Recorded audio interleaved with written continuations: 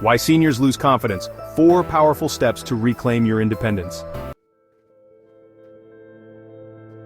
Have you ever caught yourself hesitating before stepping off a curb? Or maybe you avoid going out alone at night now, not because you can't, but because you just don't feel as steady or confident as you used to. If that's familiar, you're not alone. In fact, it happens to so many people as they get older. And not because they've become incapable, but because somewhere along the way, they lost confidence in themselves. And that's exactly what we're going to talk about today. Why seniors lose confidence, and more importantly, how you can reclaim your independence, one powerful step at a time. Because let's get one thing clear right from the start, confidence doesn't disappear overnight. It fades little by little.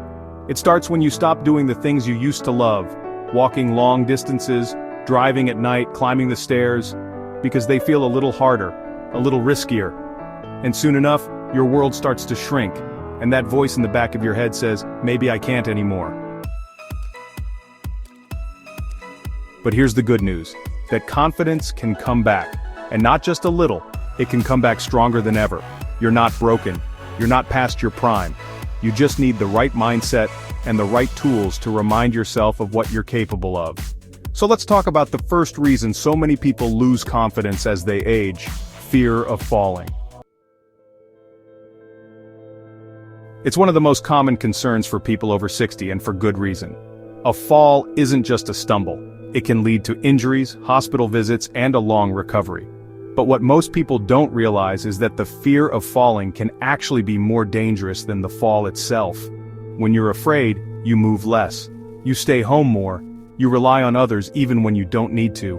And the less you move, the more your muscles weaken, your balance fades, and your world feels smaller. But here's the truth.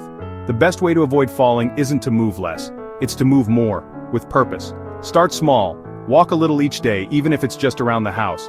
Hold onto the kitchen counter and lift your knees slowly, one at a time. Practice standing on one foot while brushing your teeth. These small movements help you retrain your body and rebuild the trust you once had in your balance.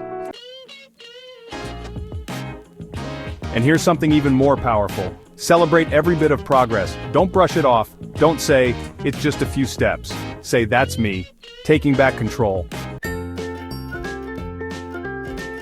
Now, let's talk about the second major reason confidence slips away: relying on others too soon. Now don't get me wrong, there's nothing wrong with asking for help when you need it. We all need support sometimes. But what happens too often is this. Someone helps you out of kindness, and before long you start assuming you can't do it yourself anymore. They carry your groceries, and suddenly you stop trying. They reach for things on a high shelf, and you start thinking your reach is gone. Before you know it, you've handed over tasks you were still fully capable of doing. And that's where independence quietly slips away, not because you lost the ability, but because you stopped believing you had it. So here's a powerful step to take today. Look at your daily routine and find one thing, just one, that you've stopped doing for yourself, and try doing it again. It could be as simple as tying your shoes, lifting a laundry basket, or cooking your own breakfast. The moment you take back those little tasks, your confidence starts to grow. You remind yourself, I can do this. And that reminder, it's fuel for everything else. Now, we've touched on physical movement and daily actions, but there's something deeper that plays into all of this, and it's one of the biggest confidence killers out there. It's not your body, it's not even your environment. It's what you tell yourself when no one's listening.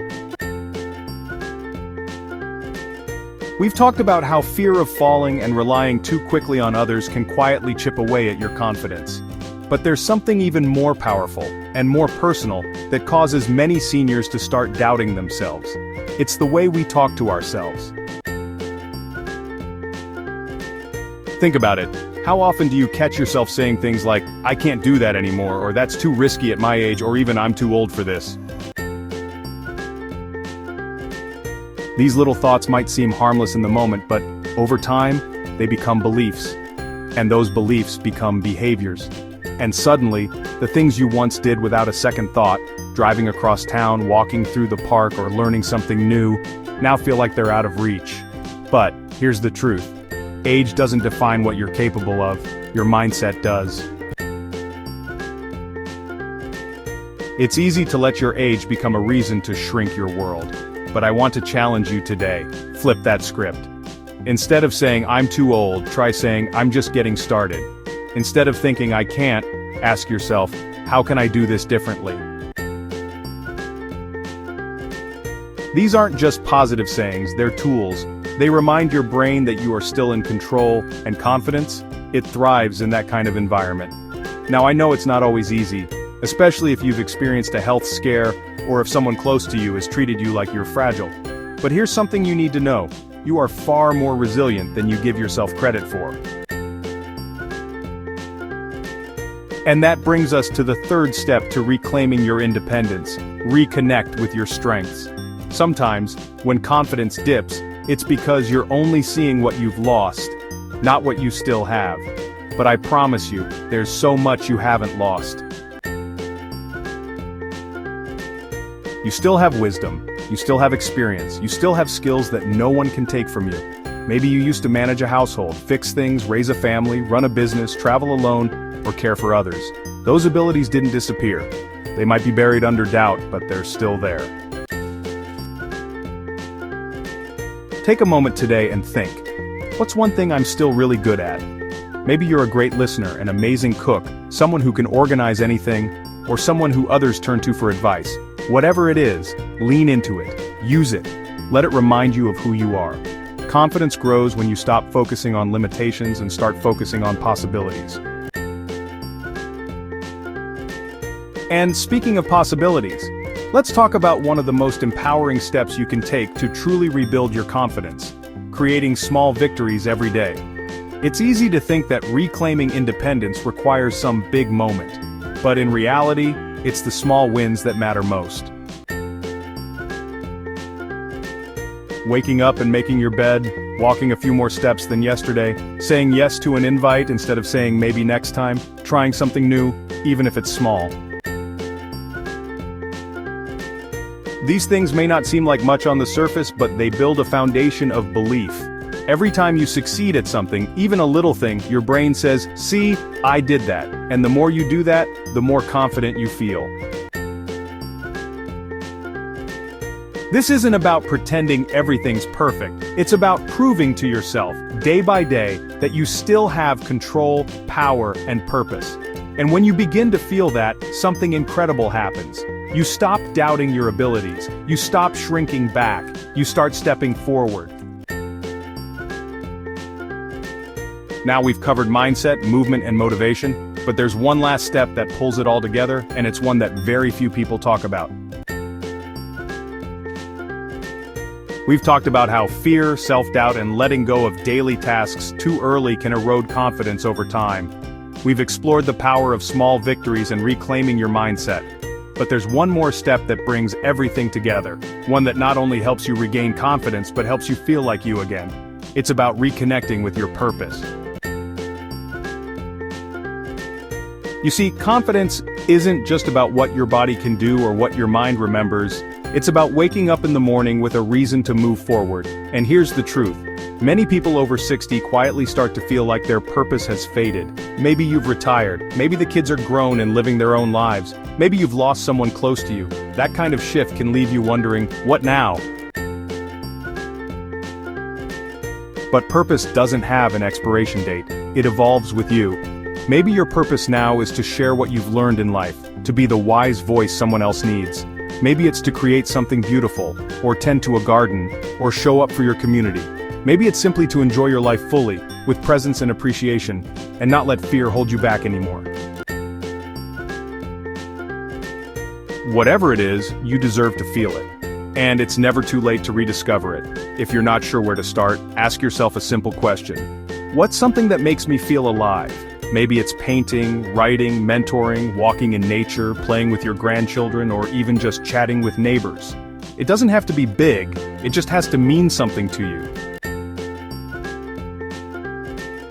When you align your days with even a small sense of purpose, something changes inside. You begin to stand taller, walk steadier, speak with more conviction. Because now, you're not just passing time, you're living it. And that's the beautiful thing about reclaiming your independence. It's not just about what you can do, it's about what you want to do. You have the power to shape your days again, to move confidently, to think clearly, and to show yourself, day by day, that your life is still yours to lead. Let's take a moment to bring everything together. You don't have to settle for a smaller life just because you've gotten older. You can move with intention, even if it's just a few steps a day. Take back small tasks you've handed off too soon. Speak to yourself with encouragement, not limitation. Celebrate tiny victories and build confidence slowly but surely. Reconnect with the strengths that have always been a part of you. And most importantly, rediscover your purpose, whatever that means to you now. Because confidence doesn't come from someone handing you a magic answer. It comes from proving to yourself day after day that you are still strong, still capable, and still in charge of your story. Now I'd love to hear from you. What's one thing you're going to do this week to rebuild your confidence? Let me know in the comments. I'd love to celebrate that step with you. And if this video inspired you, please like, subscribe, and share it with someone who might need this message today. Remember, your best years don't have to be behind you. In fact, they might just be getting started. Here's to living boldly, walking proudly, and staying independent at any age.